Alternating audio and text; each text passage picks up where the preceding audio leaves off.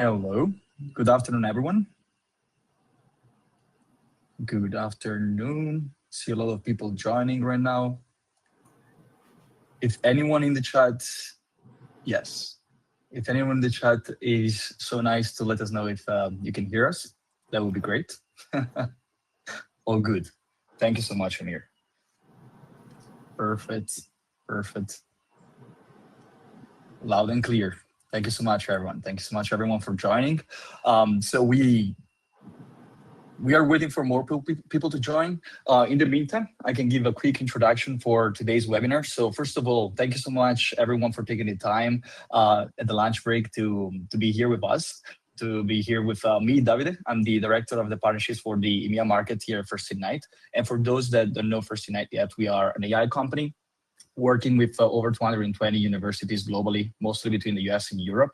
What we do is supporting universities with AI tools, especially focusing on use cases like valorization, research, partnership, collaborations, anything around it. And I'm here today with Shelby Temple. He's the head of industry partnerships at the University of Bristol. So today's webinar is not going to be, let's say, a classic webinar when I'm going to demonstrate and showcase the FirstIgnite platform. I'm going to do that as well. I'm going to take some time to show some specific use cases that have been quite useful for the University of Bristol. But the main focus is going to be understanding a bit more what is Shelby usage of AI, and indeed how this is affecting the University of Bristol engagement, and especially how this is helping the academics in order for the go-to-market strategy. So really building some research to market partnerships. So we can give some more time for some people to join. Shelby, in the meantime, I will hand it over to you. So if you want to give a quick introduction about your role, and then we can start talking about a bit more about the topic of the webinar, so industry partnerships. Yeah, thank you very much. It's nice to be here. Welcome everyone for joining. Nice to meet you all. So my role is joint head of the industry partnerships team at the University of Bristol. It's a role I share with Dr. Ruth Welters as well. And so it's a part-time role, and my other part of my role is as a key partnership manager. So I'm intimately involved in managing strategic partners at the University of Bristol. Now, our team manage about 12 large industrial partners. These are household names, companies you will have heard of. And the primary goal is to help those companies access our expertise in research areas. So they will come with large challenges that they want to solve, R&D challenges and other types of challenges, and we'll help them find the right experts to do that. So a lot of what we do is really bridging conversations. And when I say bridging conversations, I think it's really critical when you're looking at industry, university, and partnerships to understand that they speak a different language. So when an industry partner comes and they talk about research, what they're usually talking about is R&D development on a product or service that they're trying to improve and make it better for market, or even develop a new product.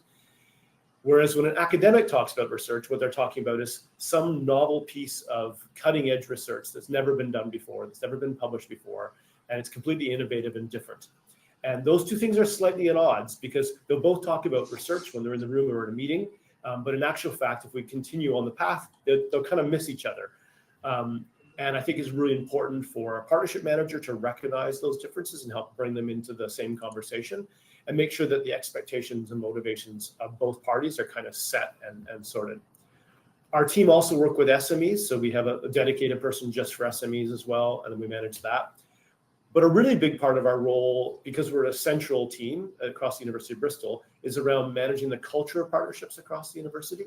And that's kind of where FirstIgnite comes in, because our team look after our CRM system, making sure that all of our partnership engagement is recorded and managed well and shared so that everyone can see it. But we also provide training for different staff, both professional services and academics, to make sure that they have all the tools they need and the guidance they need to engage with industry partners. And then we're also always looking at new technologies we can bring in to help make that experience and that process really good, which is where kind of FirstIgnite came in, because we brought this in about a year ago now to help us expand a certain area of our workload, which was in increasing our business development. And we saw FirstIgnite as a really great way of doing that. All right. Thank you so much, Shelby. Thank you so much for the introduction and already explaining a bit what is your approach to business development and the research partnerships. So now that we have a good number of people, we already have approximately 60 people connected. So we are going to dig into the core of this webinar. So really understanding what are the main challenges from a business development perspective for research. So identifying potential partners for tech transfer activities, for engagement, industry partnerships. There could be anything, right? For funding, for startups, spin-outs. So this is going to be the main core, and we can jump right into the questions. So indeed, the second question I want to ask you, Shelby, is what were some of the challenges that your team faced before adopting AI in general and FirstIgnite as well? Yeah, I mean, in the big picture, one of the major challenges we face is like, how do we increase our industry income? Every university in the UK is faced with that, probably around the world is faced with that challenge right now. It's like our costs are going up. Funding from big research councils is going down. We're looking for alternate ways to bring more income into the university. And it's not a great way to think about how we work. What we want to focus on is like, how do we do more impact? How do we do more external engagement? And if we do those things well, income will follow. But at the end of the day, someone's pushing us to make sure that we're not in the red. And that's really important. So I think that as a sort of a driver for how we think about how we engage with industry is really important. But then the next step on that question is, okay, if we need to increase industry income, how do we do that? Do you just charge them more for the work we're already doing, or do you try to find more partners for the existing academics that are already engaging with industry, or do you try to find more academics to do more different projects where they can engage with industry? And I think we definitely chose the latter. So then the challenge then becomes, how do you encourage academics to want to engage with industry? And some never will, some are theoretical, and that's where they'll focus. But if you want to get people engaged with industry, you need to show them a pathway to do so and show them what the benefits are. So a piece of that is showcasing what good looks like and explaining how some academics, it encourages their own research to go in new directions and travel new paths, helps them get grants if they have industry partners on board. All of that makes sense.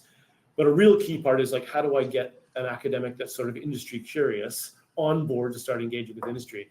And that's where FirstIgnite really helped us, because by being able to demonstrate, so I would just go exactly like you're going to do today, where you're going to demonstrate a little bit of what FirstIgnite does. I do that with either individual academics or groups of academics, and I use their research as the case study for it. So I'll take one of their papers, plug it into FirstIgnite, and then I'll show them all the different companies that might be interested in working with them and why they're interested in working with them. So exactly what the AI system in FirstIgnite does, it teases out the detail from their papers and puts that in the context of the companies and their desires and interests. And I show that to the academics and they go, wow, I never thought a company would be really directly interested in what I'm doing. And then I can show them the market reports. And that's a really interesting one as well, because in the market reports, it lays out, they might think, oh, I've got this medical, product that's really useful for humans, and not even have thought about the fact that veterinary is another avenue for them, or that perhaps insurance is another avenue for them. And so looking at those different markets and understanding what the challenges and opportunities of those markets are really opens up their minds to going, I hadn't thought about that pathway before. And then, of course, it does give them a list of people they can actually contact in those companies and alumni from our university that work in those companies. So suddenly it's like, actually, it's not just an idea now. There's even a pathway to how I can connect with those companies and start a conversation. And what we're really seeing is it's breaking the ice. It's allowing those academics that might otherwise only have been curious about industry to start to reach out and start to take those first steps towards industry engagement. So I think that for us has been really critical, and I probably stepping ahead on the answers here, but I think that's been really critical for us. Thank you so much, Shelby. Thank you so much for indeed sharing so much about the usage of FirstIgnite and AI in general, how your academics manage indeed to brainstorm about potential market applications for their solutions. That's indeed one of the main feedbacks that we receive here as well at FirstIgnite. The platform is very good, and I'm going to demonstrate it later on with a very quick use case, indeed, to identify potential applications, right? So brainstorming with the researchers, identifying different routes in order to bring that technology to the market. And the final goal, of course, is bringing revenue to the university. So now, we talked about before, we talk about now how you're using AI, how you're using FirstIgnite in order to enhance these efforts, and also the ROI in the end of University of Bristol. So I would like to spend some more time on reflecting a bit about the before versus now, right? So looking back, what is the biggest difference that you would say between how your team used to approach industry partnership before and now you work today? You already covered a lot of this, but I don't know if you want to share, if you want to share a bit more about even the key advantages in your opinion, in terms of time saved or anything that you want to share extra about the specific comparison between before and now. Yeah, I think what FirstIgnite has enabled us to do is start to become more proactive, and I think that's the difference. I think in a lot of cases, when we think about industry engagement at universities, it is easy to become reactive, to have companies reaching out to you because you're the university, the ivory tower on the hill. At Bristol, we pretty much literally are the tower on the hill, and so we're so used to people coming to us looking for solutions, advice, research opportunities, and that's a full-time job, just managing that. But if we want to do more than that, we need to be proactive, and I think that's where FirstIgnite sort of changed the game a little bit, because what might have taken us a very long time to start doing searches online to find relevant partners to do things and understand what they have to offer and where we might go, FirstIgnite does that now in minutes. And so we can free up a lot more time by being able to do a bunch of searches and come up with opportunities where we can start to explore them. And I guess really what it's about is opening up the funnel. If you think about, if you're just being reactive, people are coming to you, that's one thing, fine. But if you want to go out and do business development, well, that's technically sales. And we don't like to talk about that in universities really, because we don't feel like it's a sales job, but really we're all selling something at some point every day. That is a reality of what we do. It doesn't matter who you are, what your role is. You're selling yourself, you're selling an idea, whatever it is. So if we're selling something, if we can call it that crudely, then it is about how do we increase the funnel? Because you need to have more conversations if you want to sell something. And most conversations fail. That's the reality. So you have to have a big funnel of contacts coming into that system. And then you're trying to find out how you weed them out. How quickly can you get to the point of knowing that's a worthwhile path to follow or it isn't? And FirstIgnite does a lot of that work up front. So for us now, we can look at that funnel as it comes in. We'll get a search hit every time we do a search of about 30 companies. And it will, because it's explainable AI, it tells us why they're relevant. And sometimes as a professional services staff, if it's not my area of expertise, I won't know. But if I give that back to my academic, they'll go look at it and go, yeah, okay, AI is not perfect. It doesn't get it every time. There's a bit of slop in there. So there'll be a couple companies that aren't relevant and they'll know that right away. But then there'll be other ones that go, well, I know that's working because it's telling me companies that I've worked with before. So I know that's right. And then there's these other companies I've never even heard of before. And I think that's where it gets special because I think there's something like 73 million companies on the FirstIgnite platform. And the reality is that every university has its network of companies that they work with. And they're really, they've got good relationships or they've got transactional relationships or different levels of relationships that they work with. And you can go back to them. But there's all these other companies that are sometimes in our backyard that we don't even realize are potential collaborators for research. And they have research funding and they want to do research, but they don't have a big team. So if you think about like a really big company, they'll have R&D teams, they'll have researchers, and they'll have people that are actually reading our university papers, looking for the next opportunity, the next horizon scanning. They're looking for the next thing that they can plug into and try to bring new technology into their company. They have those teams, but a medium or small company, they don't have that.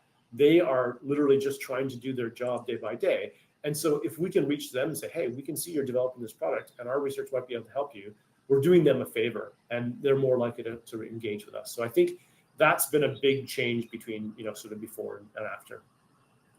All right, awesome. Yeah, great answer. Great answer again. Thank you so much, Shelby. Indeed, I want to take some points and then summarize, wrap up this message. What you mentioned about proactivity, more sales-oriented approach to research. This is actually what we reflect in our FirstIgnite mission.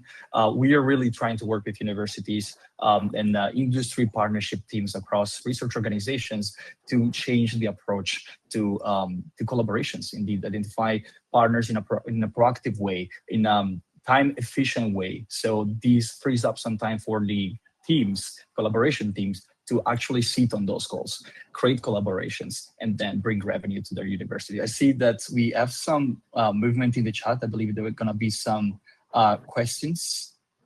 Yeah, please feel free to start. Yeah, perfect. We got a couple of questions, so I'm going to take some time to to answer these questions here. So from Muriel, how well does this approach and the system work for the shape disciplines where the types of partners we might work with aren't always the big tech or any tech firms and might be looking at social enterprise, charity, etc. So Shelby, if you want to share something about this, feel free to do so. I'm going to answer this first very briefly. So FirstIgnite supports any sort of industry partnerships. So of course, identifying partners could be seen as identifying big techs or corporates, but that's not only what FirstIgnite covers. We fetch information from everything that is public on the internet from reliable sources. So every organization with a digital footprint is in FirstIgnite. This includes even small, medium companies all across the globe. Of course, we have a great coverage in Europe, US, but we also leverage private databases to fetch information, maybe from more remote business areas, for example. So this applies to any innovation field. So it could be for the STEM field, but it could also be for social studies, philosophical, and so on. So definitely we cover any innovation space, and this is also reflected by our, let's say, network, the universities we work with. All of them have different focuses, I would say. Yeah, I mean, I say our experience so far has been we have focused primarily on STEM. There's no question that that's where a lot of our academics are already actively engaging with industry. They're used to doing that, and they're looking to do more. So we have that opportunity. In the social sciences, health, and other areas, we do find it. We struggle. Our partnerships teams in those spaces are already struggling. They're looking at typically those industry spaces don't have as much funding. It's harder to define the research questions sometimes. And that's a challenge for FirstIgnite because it's looking for sort of technical definition of a research challenge when you put it into the system to match up against the companies that it's looking to work with. So I do think that, yeah, there's definitely, it's just never going to be as strong in that space simply because there isn't as much opportunity in that space.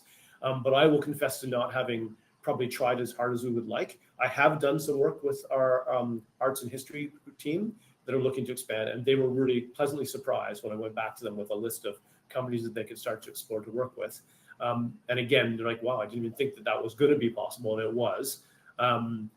I'm not sure how much has come out of that yet, but it's a starting point, right? So it's beginning those conversations and opening up opportunities. So it's definitely possible. It definitely works, but we haven't had as much success there yet, just because we haven't put as much effort in. Perfect. Thank you so much, Shelby. We do have a couple of extra questions. So one question is from, sorry for probably going to mispronounce this name. I do apologize. I'll try my best. Bahare. So can we also enhance our CPD visibility amongst industrial partners using your system? So this is a very good question. So the focus of FirstIgnite, and I will share my screen very soon so that I can demonstrate indeed what FirstIgnite looks like and our main functionalities, focusing on these industry partnership matchmaking that indeed Shelby was describing before. So the focus is really not increasing your visibility, which indeed it's a consequence, an effect of using FirstIgnite as well, because the more business development efforts you put in your work, the more you're going to be known by the industry. But the pro of and the mission of FirstIgnite, as we covered and we mentioned before, is really changing the approach to be more proactive. So you have a research initiative, you can upload that in our software, and our software will automatically provide you with a full marketing campaign, identifying ideal partners for it. So it's yes, the answer is yes, but it's even more than that. So proactively identifying partners without waiting for them to reach out to you.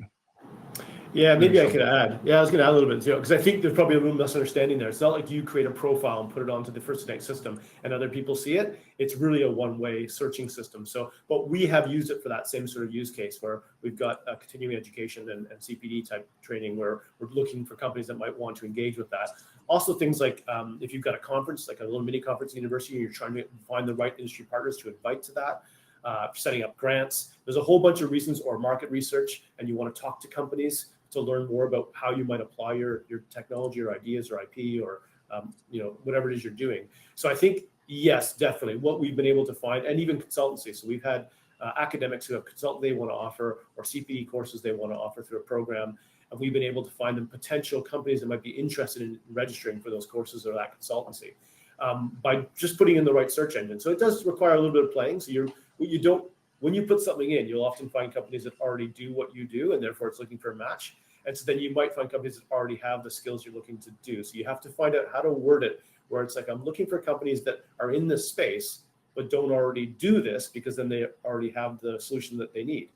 And so we've found ways to play with that and definitely come up with lists of companies. So we had one team came up with a list of 800 companies, and they followed up with 150 of those to invite them to get engaged with the university. And that's huge, because it would take so much time to do that any other way. So exactly for CPD, conferences, grants, all those types of purposes, it'll help you find the companies. But it does, like anything in AI, you do need to think about what text you're putting into the system to not find people that already have what you want, but that need what you want. And I think that what you want to sell, I think that's the key. Absolutely, yeah, that's the key, and then we're going to cover that as well in the demonstration. Thank you so much for the questions. We do have many more questions, Shelby. So yeah, take a water break, because there's a question for you right now. So Zach is asking, Shelby, you mentioned using it for new business development outreach activity, but have you used it for managing existing relationship and partnerships? Oh, that's an interesting one. I mean, I guess I haven't. I can see how you could.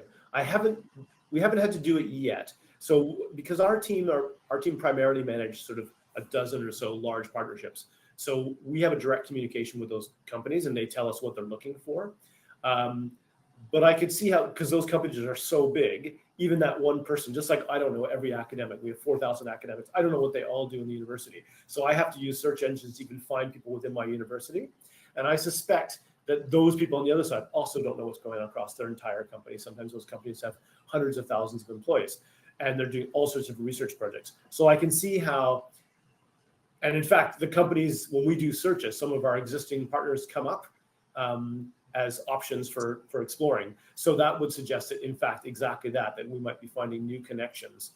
But I personally haven't used FirstIgnite to yet connect with one of our existing companies in a new space, but I can definitely see how that would come up the more we do it. Yeah. Perfect. Thank you so much. Thank you so much for all the answers. And also I want to add on that to answer this question. FirstIgnite is let's say business.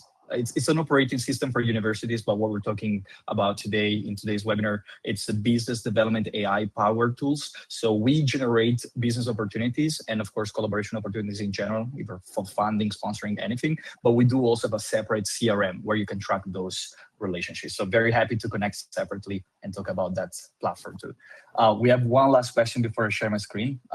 Actually, Lucy, your question, since it's very related to the software itself, I'm going to go ahead, share my screen, and I'm going to answer your question by demonstrating the platform. So now I'm going to share it.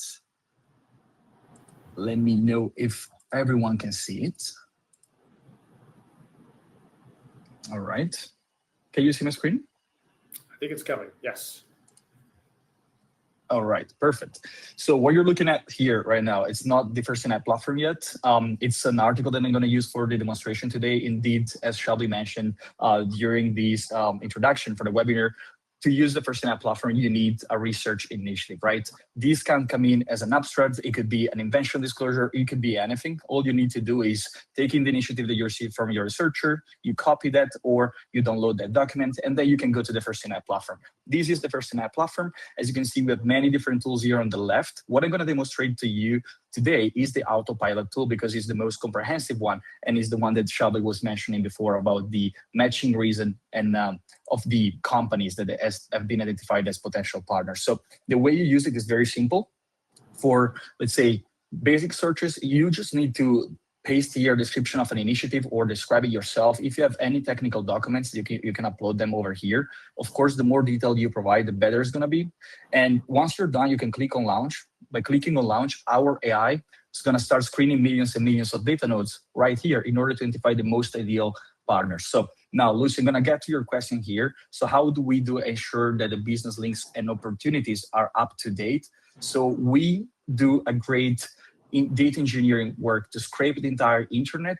Of course, we also use path checking algorithms to make sure that we pull up the most up-to-date information from thousands of different sources, fetching all public organizations with a digital footprint, so a presence in the internet. On top of that, we also use private databases for investments information, patents, peer-reviewed journals and newspapers that help us enrich the data pool that our AI can work on and then produce these marketing campaigns that I'm going to show you very quickly, very soon right now. So there is another question from Chris. So will you also demo the career service side of the system, please? Yes, I can cover that very briefly. So as Chris saw, we have a two targeting mode over here. One is research and partnership, and we have one that is called career service. For research and partnership, we suggest to use this one when you have a research initiative indeed that you're trying to find funding, sponsoring, or licensing. When career services, we recommend to use it with, for example, events for career service, or even, for example, to identify potential employers for your students. I'm not going to demonstrate both because it will take too much over time, so we would run over time, but really they work the exact same way. Of course, the focus is going to be different. One is research focused, so potential licenses, research partnerships. And the other one is focused on identifying potential employers. Perfect. I'm going to go back to the project itself. Very important disclaimer that I want to share with all of you while this keeps loading is that all the inputs, the documents that you uploaded FirstIgnite will always stay confidential. Our AI is confidential. We'll never use this information to train algorithms and models. Everything stays in a private instance of FirstIgnite for your team in a European server. So this is already very important. Of course, this is the result. After 1 minute and a half, 2 minutes, depending on the volume, depending on the initiative that you're working on, this is what you're gonna be left with. You're gonna have a list of companies, people, market reports, which is a very useful tool for the University of Bristol, and the summary as well. I'm gonna try to cover as fast as possible all these different sections. So the first section is the company one. These are all ideal partners for you. And as you can see, they come with a relevance column telling you why.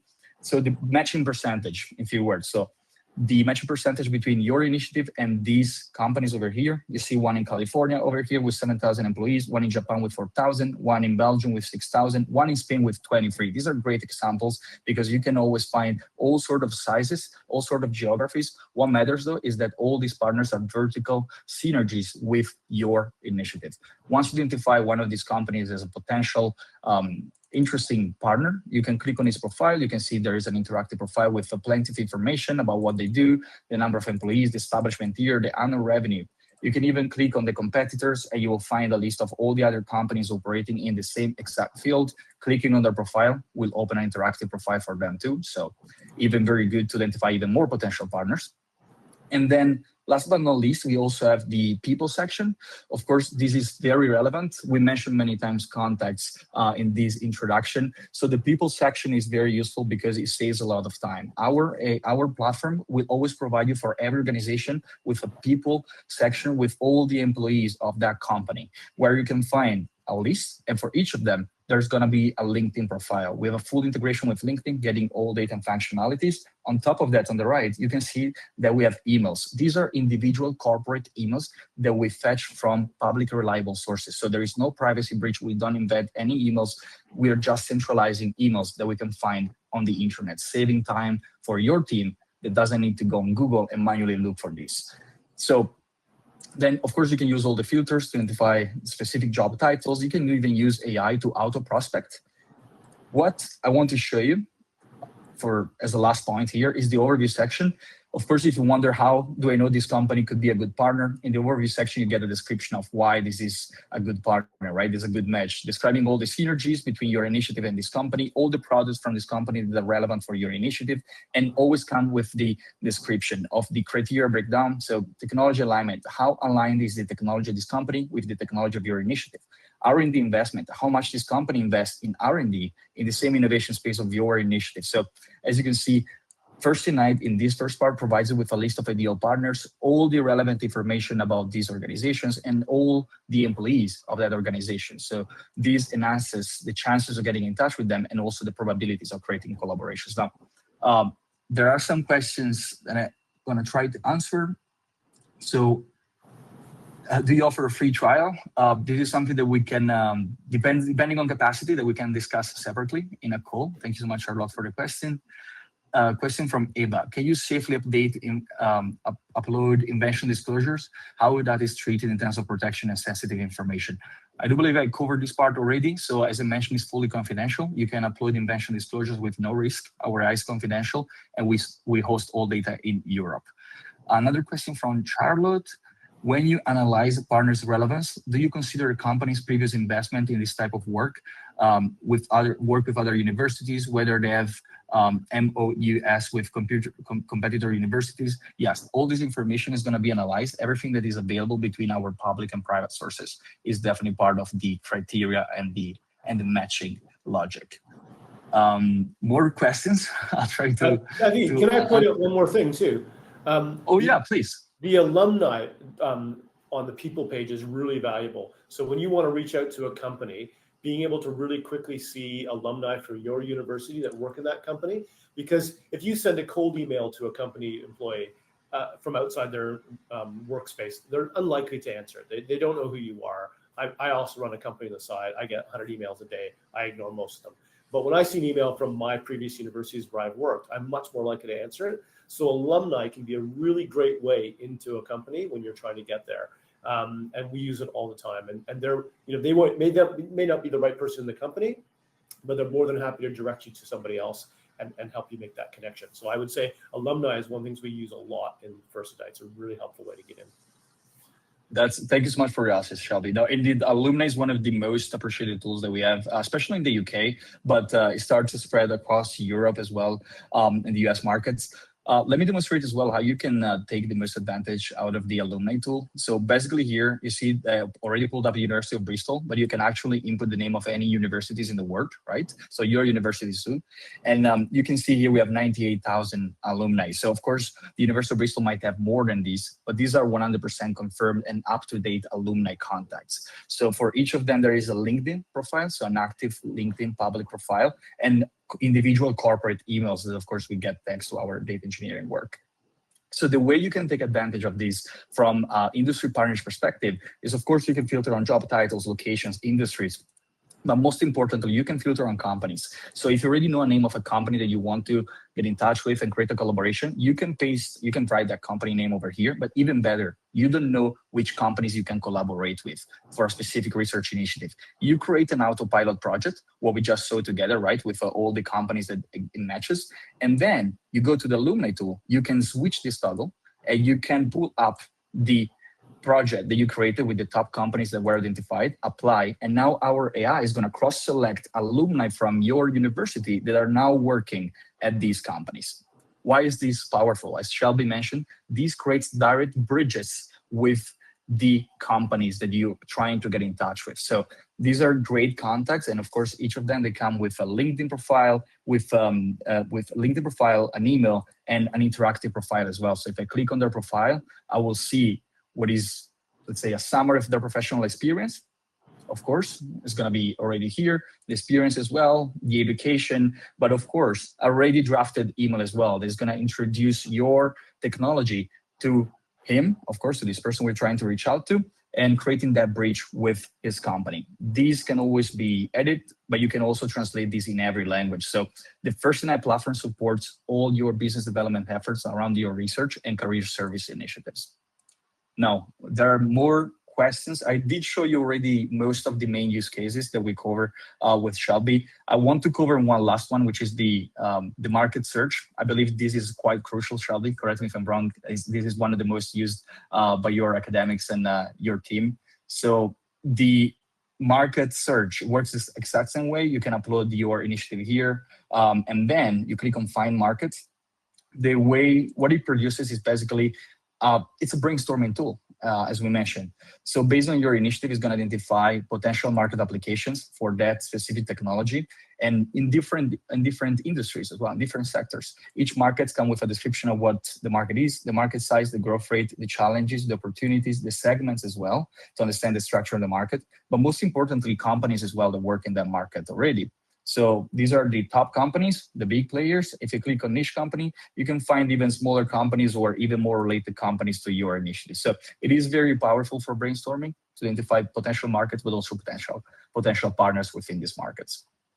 Perfect. I'm going to stop sharing my screen. I think I covered everything. There are some more questions that I would like to answer, and feel free to drop any answers, of course, if if you have more about the tool. So there was a question from Muriel asking, can you integrate the system with SAP or Chris? Many of our academics do not have LinkedIn in profiles, and one sets one up as they already have a good profile via our Chris. So for these specific systems, we don't have integrations. We do have native integrations with Google, with Gmail, Outlook, Salesforce, HubSpot, but not with these specifically. We can work on custom integrations, so definitely something that we can discuss offline in another call. Thank you, Muri, for the question. Can I go on another question? Thanks. Marcus, is it possible to test the tool support free of charge for a specific research topic? Yes, Marcus, 100% this is possible. We can connect separately, and we can run all the projects around your research initiatives so that you can understand better how that works around your research practice. Another question from Chris. Assuming there is an annual fee, can you share your tariff cost, please? This is also something that I can definitely cover. This depends on volume, so it's volume based, and the price depends on how many people will need to access FirstIgnite. So I cannot cover these specifically in this call, but very happy to take this offline in a separate call and align to indeed your planning and your team size. Last question for Lucy. Question for Shelby. Do you get feedback from your academic team who have used this independently, or do you work with them to use it? Just wondering how you monitor what percentage of your very much assisted cold calling works versus how it is used to operate. Do you try? Do you try to make them follow the leads up in your CRM system? Thank you so much. Yeah, that's a great question. How you integrate this into your processes is really important. We have focused primarily on supporting them to get going. So what we do is we don't recommend that they email anyone directly. We actually take a very soft sell approach. So we would bring the report back to the academic, let them see it, let them come up with a list of companies that they're interested in engaging with. Then we'll show them how to find the list of names in that company. And then we actually recommend that they set up a LinkedIn if they don't have one already, and then create some posts. So create some cutting edge science, put summaries up there, create some perhaps even controversial comments about their science. Try to do something where people will engage, and then connect with those people and share that post with them. And then what you're looking at is sort of that you're allowing that industry partner to engage with you and your science. And if they start to engage, then you kind of got them hooked. They're genuinely interested in what you're doing. So that's one of the sort of soft sell ways to do it. Other instances where they need something, like they want to write a grant and they're looking to connect with a company to be on that grant. We might give them the email addresses and they can reach out to them directly. And we alert them that your success rate will be relatively low because you're getting a cold email to a bunch of people. So you're going to try a first round of maybe 10 different companies and 10 emails, and you'll go to a second round. So far, they've had good success. So when we've reached out to companies, a couple of times the academics said, well, I've already tried to reach this company, but I didn't know who to get to. The list from FirstIgnite was more defined. It's actually people that are relevant to that particular project because that's how it works. So it finds the right people. And then they've been more successful in getting direct contact. And they've also found that being able to put it in the context. So in other words, the value statement, the value proposition that the academic is making is more informed by what FirstIgnite tells them. Because quite often an academic will know, oh yeah, that company works in my space, but they don't know which projects and products and services that company is developing right now. Whereas FirstIgnite will give them some of that information. So they go into that conversation more informed about how their research can actually help that company. And that means that the company's that person's more likely to respond. So it's about just getting more information to help them to make those first contacts. We don't do that cold calling ourselves. We let the academics do that. Then when they get to the next step, if they need our help, we then go back and support them again. And again, I'm talking about this from our central team's perspective. We also have members of the university that are using this in the faculties, and they might use it slightly differently there as well. So they might be more hands-on with the academic and working with them more frequently. So there's different models across the university where we have our different users using FirstIgnite. So we have several licenses spread across the whole university. Perfect. Great answer. Great question. Thank you so much. There are a couple of last questions from Peter Smith. So do you have a Salesforce integration? Yes, we do. It's a native integration, so you'll be able to move all the contacts to the CRM, Salesforce CRM as well. And then another question from Peter: when you send an email through the platform, would you use my work email, Outlook, or does it? Okay, yeah. So we basically, there are different options. Like we have an integration. We have an integration with Outlook, as I mentioned as well. But the standard process is sending the email through a dummy email for your university with a FirstIgnite domain. So this is the current approach that our partners use to send mass marketing, mass marketing emails as well. So there are different options. So it's custom, and you can go for your preferred solution. Perfect. So we are coming to the end of the webinar. Thank you so much, everyone, for the great engagement and all the questions. Now, Shelby, I want to circle back with you just to close up you sharing your experience with FirstIgnite, with AI, within the University of Bristol. Let me ask you one last question, a couple of last questions. So in terms of volume, how many companies or contacts has your team been able to reach with FirstIgnite compared to before? Yeah, I mean, I probably can't put a number on that directly, just because we have so many different people using it, and it's really hard to do that. I know that, like, for one of our projects, just one project, they were able to get like 800 contacts from that one project, and then it led to about 150 people being reached out to. So you can see really quickly that that's not kind of volume that we could get any other way. And yeah, I think you guys got some statistics too on our usage, and I have no idea what that looks like, but it must be pretty good, I'm sure.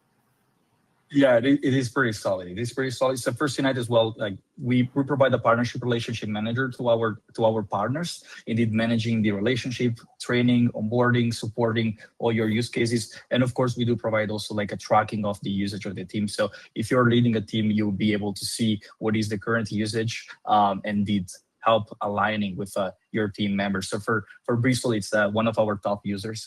Indeed, that we have nearly 45,000 events. 45,000 events, it means that over the last year they used it 45,000 times. And I talk about like autopilot projects, AI powered projects, different tools that we provide. So yeah, the usage is very high.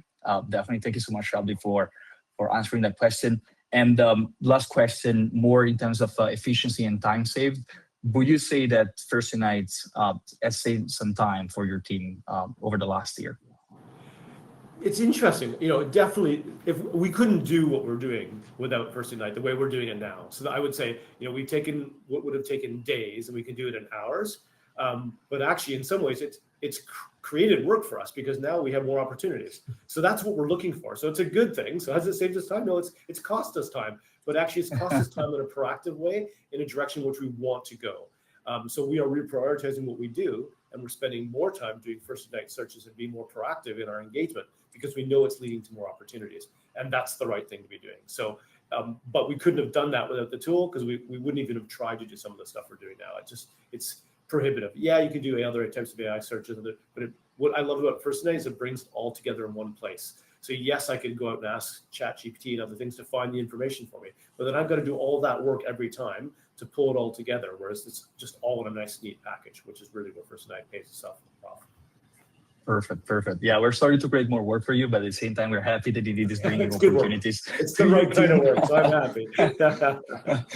But yeah, no, thank you so much, Shelby, for again, for the availability to be here with me today, for the great partnership. And thanks everyone for the great engagement, all the questions that you share with us.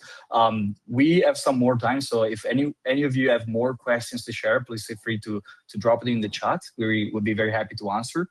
And of course, if any of you have any specific questions for their university, trials, pricing, how does that apply to my research practice? Very happy to book separate calls as well. I'm gonna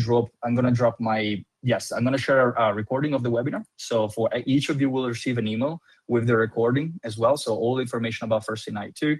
And we'd be very happy to schedule like a separate call with each of you, so that we can share even more information and tailor maybe demonstration of the platform to your specific use cases. So what I'm gonna do, I'm gonna share my Calendly in the chat, so any of you can book a meeting directly through my Calendly, and I'll be very happy to meet with you and answer any any further questions. But as I said, if you have more questions, we're gonna be here.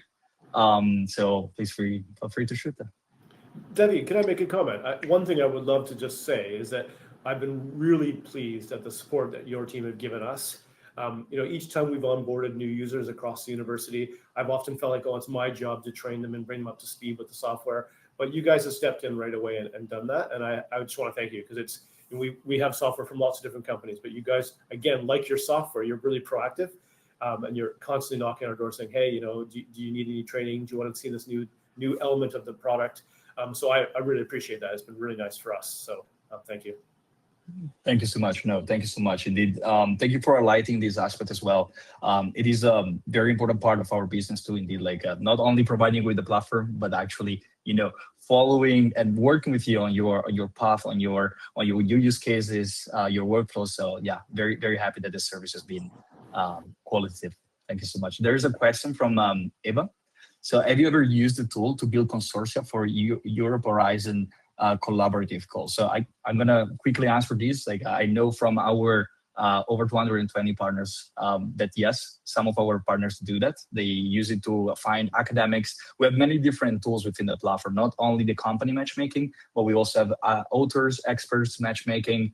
So yeah, definitely, like also identifying and creating consortia. Shelby. Yeah, I mean, funny enough, right before I came to the meeting, I was told by someone about exactly that going on. So they're looking at building a consortia, and they're using this to find the industry partners. They're also using it to help find the experts. So the expert search is a tool we've used a little bit, but not as much as we'd like. But it will look internally inside our university or any other university. So if you want to collaborate with another university, you can do a search and look for experts in that area that might then collaborate with you. So if you're going to build a consortia of different companies and different universities, this tool can help you do that, which is really nice. Yeah, it definitely works for that purpose. Awesome, perfect. More questions. So Muriel is asking, question for Shelby. How big is your team? Right now, staff, FTE, and ability to support new opportunities is a sticky point. Feel free to not answer if it's sensitive. Times are tough for many of us. Yeah, so I mean, our team is the key partnerships team or strategic partnerships team. We are small, so we've just moved up to 6 FTEs. So it's really not a lot of people, and we're managing sort of a portfolio of key partners, SMEs, and doing the kind of culture partnership activity and managing our CRM and FirstIgnite and a couple other systems. So we're kind of spread thin, but that's not all of our partnership activity across the university. So we have embedded hubs in each of the faculties, and then many of our large projects will also have partnership managers within them. So a big project will come in and might run for 5 years, and it will have its own project manager. We'll support all of those people, and many of them will have FirstIgnite as well. So that, it's not as simple as saying that how big is our team. I couldn't tell you exactly how many people are doing partnerships across the University of Bristol, and it's also different kinds. So we've got civic, we've got industry, we've got global, we've got different types of partnerships activities going on. FirstIgnite can play a role in almost all of those, including education. So we've just given licenses to our education team to help them find careers for our students. And that's another really great use case that we haven't talked about very much today, but again, a really good one. So yeah, size of the team is difficult to define. Our team is that, but it's got a very specific remit as well. Perfect. I can add on to this answer as well that we work with many different partners across the UK and Europe, many different sizes as well. So from small universities to mid university and big university like Bristol. So we're very flexible with our pricing. So very happy to discuss this as well in a separate call. Then yeah, like question from Sarah as well. So she's asking how many people use it across the university. So I think for Bristol, it's up to 20 people, probably most active. And we're talking about like 15 users. But something. And it's we're always getting demand. So people will come to say, we'd like to use FirstIgnite. It's like, okay, fine. Because not everybody has to have a license. If they're only going to do searches every now and then, we'll reserve the license for people that are using it sort of weekly at least. And so we really try to focus our licenses where we get the most usage. Other people, we're happy to run a search. If you just do one-off here and there, we'll run the search for you. So we offer that as sort of a bit of a service within the university. So there's different ways to model how you spread your licenses around. I think that's important to understand. But yeah, and we also monitor usage as well, so that if people aren't using it, then we can reallocate that license to someone else. Perfect indeed, like full flexibility from our end. Yes, cross faculty, Sarah, makes a lot of sense. That's indeed like the most common approach from our partners. Cross faculty, cross departments. That's usually what FirstIgnite provides. Other questions, Corinne? Can we find out if our organization already has access to FirstIgnite? We're definitely going to be in touch with you, sharing this information. We would need to do our checks internally, but we taking notes here, and we're going to get back to you with this information. Thank you for the question. Peter, in theory, could your platform be used to find businesses that might benefit from fully funded business growth or innovation programs? Yes, 100%. FirstIgnite can be used for any sort of partnerships. As I mentioned, it's not only it's not only like a licensing or sponsoring funding. So the main, let's say intents and use cases, but really you can use AI, so you can communicate to the AI what is your goal, and AI is going to identify partners for that specific intent. So yes, 100%. Very happy to demonstrate that separately. Perfect. Lucy saying, looking forward to the recording being shared. Many thanks to Bristol for sharing your experience. Thank you so much, Lucy, for attending. Sarah as well. This was really useful, and I appreciate you sharing your knowledge. Perfect. Amir, thank you, Shelby, and that was a great webinar. Okay, I think we're done with the questions. Shelby, again, a big thank you to you for the availability. And for anyone else, please feel free to get in touch with us separately. We're going to do that ourselves, actually. So expect an email, and we can coordinate separate calls in order to discuss further. Thank you so much, everyone. I wish you all a great day. Thank you so much. Bye-bye.